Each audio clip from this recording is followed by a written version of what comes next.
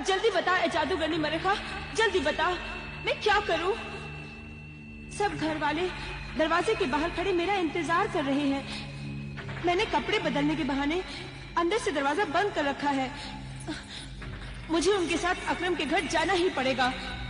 अगर मैं आमिल कामिल के इलाके में चली गई तो दफ्तर आमिल आबिदा मुझे गिरफ्तार कर लेगी। सब राज खुल जाएगा। फिर तेरा और मेरा इंतकाम अधूरा रह जाएगा। फिर मुझ बदरूह डाइन के साथ वो तुझे भी जलाकर राख कर देगी।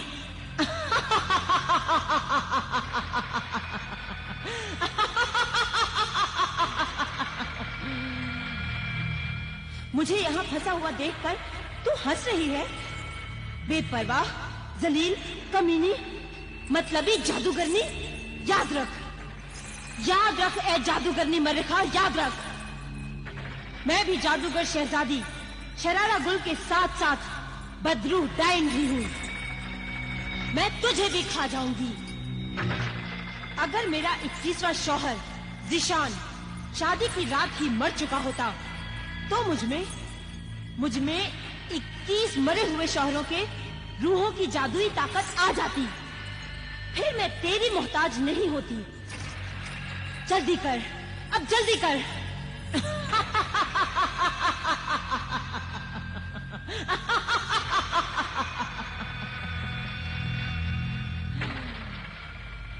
सब्र कर। ऐसी हालत में सब्र के बाद कब्र है। मेरा राज खुल जाएगा तो मैं मारी जाऊंगी। जल्दी से कोई रास्ता बता। देर न कर, बाहर वो लोग खड़े हुए मेरा इंतजार कर रहे हैं। जल्दी कर, अब जल्दी कर।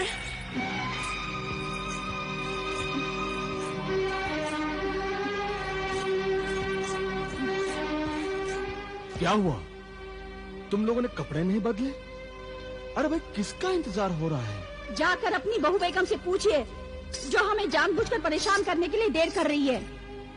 ज़ीशान, तुम्हारी बीवी ने हमें परेशान कर रखा है। वाकई तुम अपनी बीवी के हुस्न के गुलाम हो गए हो। उसे कुछ कहते नहीं? इसमें गुलामी की कोई बात नहीं अबूजान। वो किसी छोटे से मकान की रहने वाली तो है नहीं। अरे गुर्जिस्तान की शहजादी है और शहजादियां नाजुक मिजाज और आराम पसंद होती हैं। अब वो लिबास बदलने में इतनी देर कर रही है तो इसमें ताज्जुब की कोई बात नहीं। भाभी जान को उनकी मौत का कोई गम नहीं है। हाँ भाईजान, भाभी जान को इतना तो सोचना चाहिए कि हम मरहूम अकरम भाईजान के घर जा रहे हैं।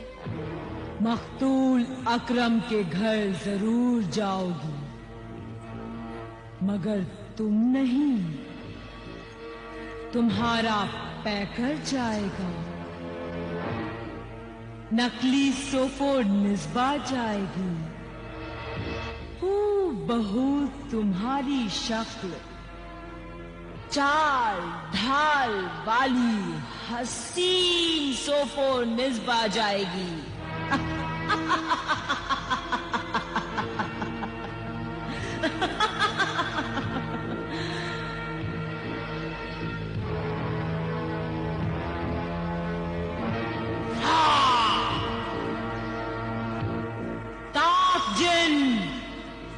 तबाक जिन हाजिर हो। ताक जिन, तबाक जिन। एक लड़की पाक जिस्म पाक रूह वाली दोशीजा के साथ हाजिर हो। ताक जिन, तबाक जिन हाजिर हो।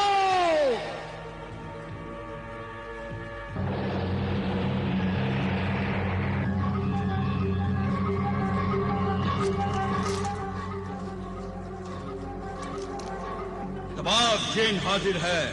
ऐ साहिरा मरिखा, ये ले पाक रूह और पाक जिस्म वाली दोशीजा। ताक जिन भी हाजिर है। हुक्म दे साहिरा मरिखा। हुक्म है, ठहरो।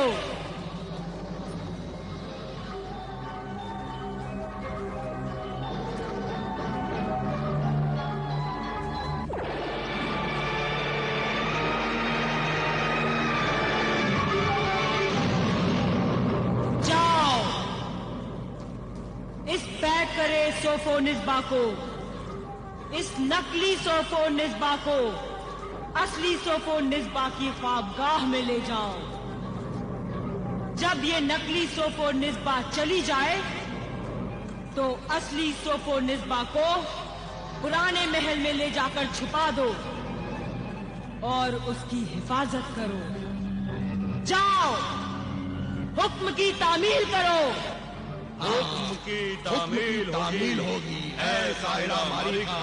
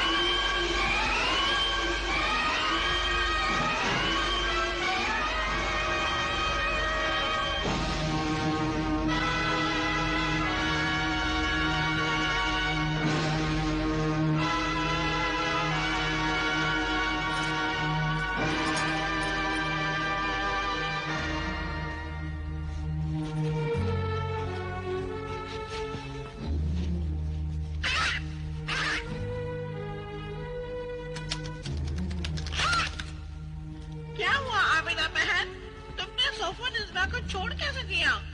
ऊपर आसमान में मुखबिर मददगार जिन तुम्हारे हुक्म का इंतजार कर रहा है और तुम यहाँ हैरान परेशान खड़ी हो।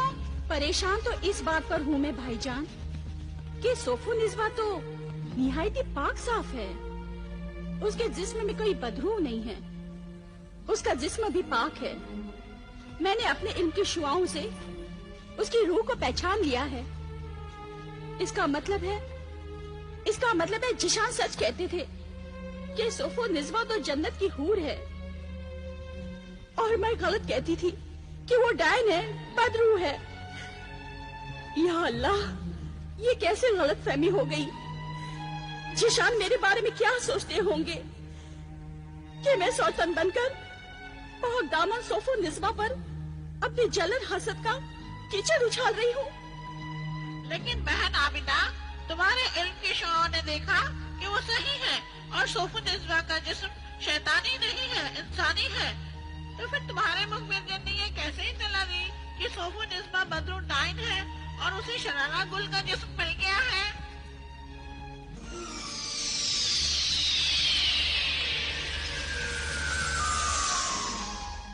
मैं भी हैरान हूँ और शर्मिंदा हूँ, है दुख्ते आमिल आबिदा, कि मेरी इत्तला खबर गलत कैसे हो गई।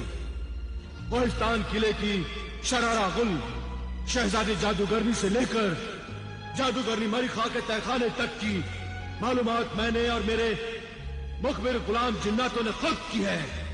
फिर इतनी बड़ी गलतफहमी कैसे हो सकती है? तुमने जो गलत मालूमात हमें दी है उसकी सजा तो हम भुगतेंगे। शायद किसी गलतफहमी की वजह से महरूम अकरम भी सोफो निज़्वा को बदरू और डाइन समझ बैठे, और मैंने तो सोफो निज़्वा की शान में कितनी गुस्ताखियां कर डाली। अब तो जब तक मैं जिशान से मुआफी नहीं मांग लेती मुझे चैन नहीं मिलेगा। मुआफी की कोई जरूरत नहीं आबिदा, गलतियां इंसान से ही होती हैं, और गलतफहमी कैसे इंसान को इंसान से दूर कर देती हैं, ये आज पता चला ना तुम्हें। जिशान, मैं एक बार फिर तुमसे मुआफी चाहती हूँ, और सोफो निज़्वा से भी। तुम भी मुझे माफ कर दो सोफो निज़्वा, तुम्हारे बारे में मैं गलत समझती रही। जिशान वाकई सच कहते थे, तुम तो जन्नत की हूर हो, पाकीज़ा हो, खूबसूरत हो। आबिदा, ये इनकी मोहब्बत है जो मैं ऐसी नजर आती हूँ, वरना मैं क्या हूँ मैं जानती हूँ। आबिदा, ये मुझसे इतनी मोहब्बत करते हैं कि कभी कभी तो मैं डरती हूँ कि कहीं इनकी मोहब्बत मुझे पागल न बना दे। जो लोग मोहब्बत में पागल होकर भी होश में रहते हैं वो बहुत खुशनसीब होते हैं। आबिदा, खुशनसीब तो तुम भी हो। इतना ही प्यार, इतनी ही मोहब्बत वो तुमसे भी करते हैं। शादी तो तुमसे ही होने वाली थी। मैं तो खामखा यूं ही बीच में टपक पड़ी। आबिदा, इसीलिए मैं तुमसे मुआफी चाहती हूँ। अल्लाह के लिए मुझे मुआफ कर दो।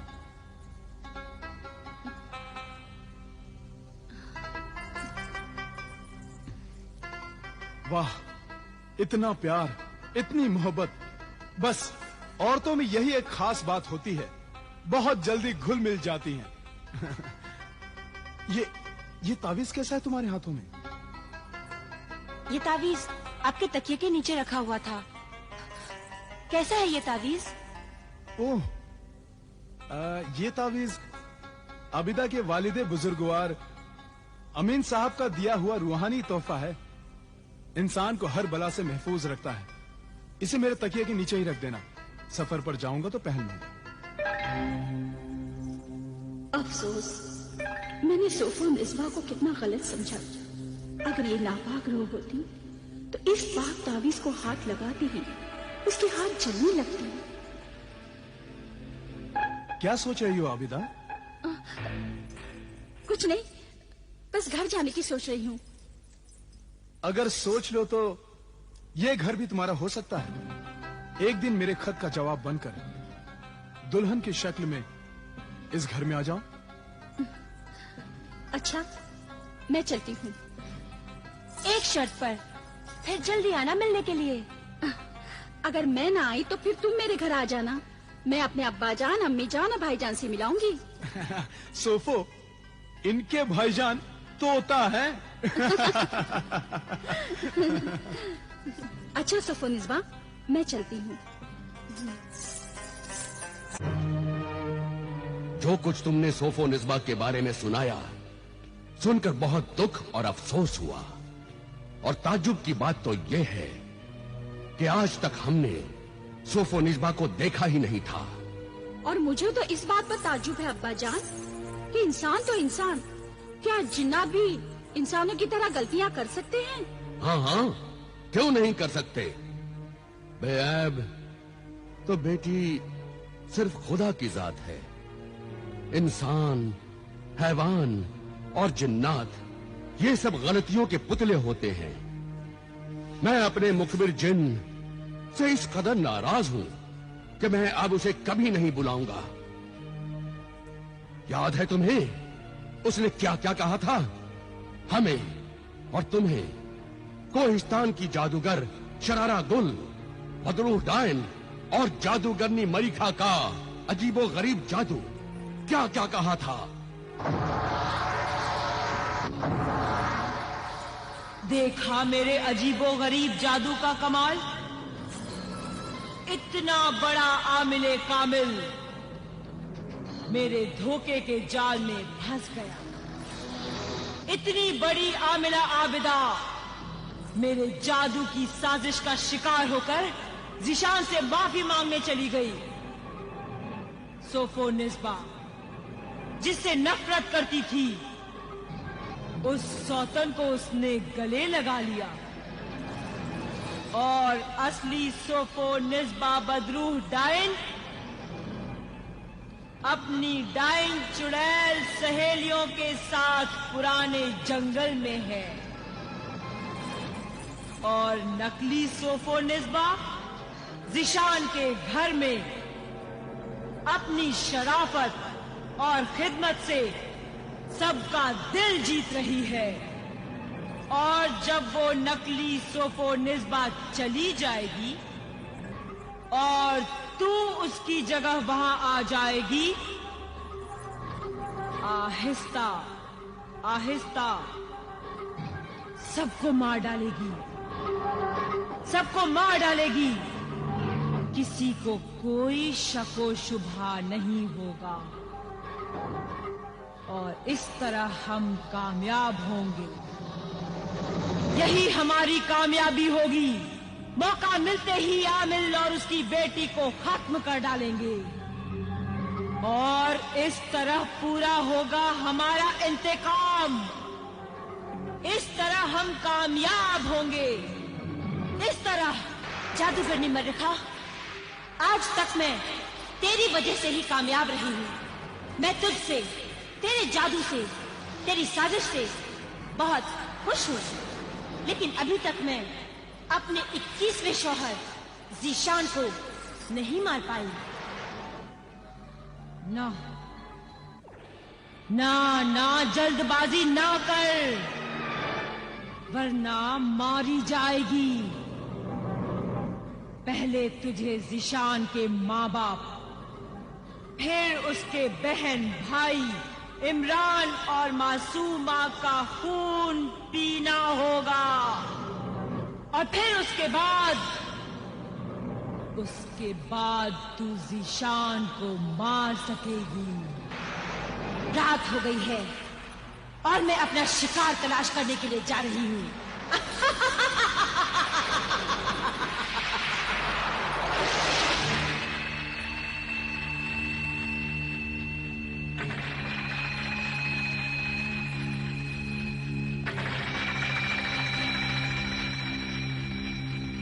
रुक जाओ ए मुसाफिर, रुक जाओ।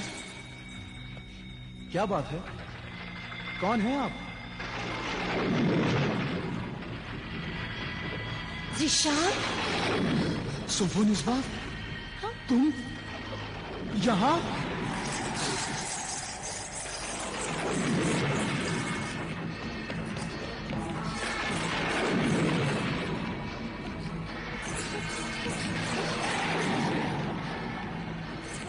सोफोनिस्बा, रुक जाओ, रुक जाओ सोफो।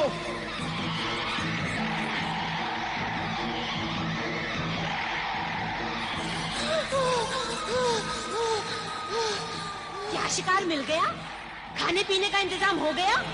नहीं, आज जो शिकार मुझे मिला वो मेरा शौहर जीशान था, जिसे मैं शादी की रात नहीं मार सकी।